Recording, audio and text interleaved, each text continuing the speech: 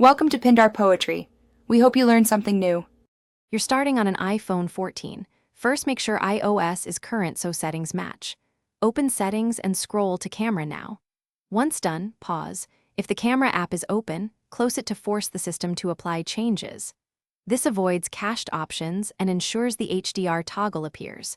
Make sure you're signed into your device and not in low power mode because some options can hide. Now that settings camera is visible, move to the next set of controls. You're in Camera Settings. Tap Record Video to see video-specific options. Locate the HDR video toggle and switch it off. This disables Dolby Vision recording and returns footage to standard dynamic range. While you're here, check the resolution and frame rate because some HDR modes change available combos. Set them to your preferred values so the camera doesn't automatically re-enable HDR. Once the toggle is off, the system will use standard color capture. Close Settings and open Camera to verify visually. You've turned HDR off. Now verify by opening the camera app and recording a quick clip to confirm the footage looks standard rather than Dolby Vision.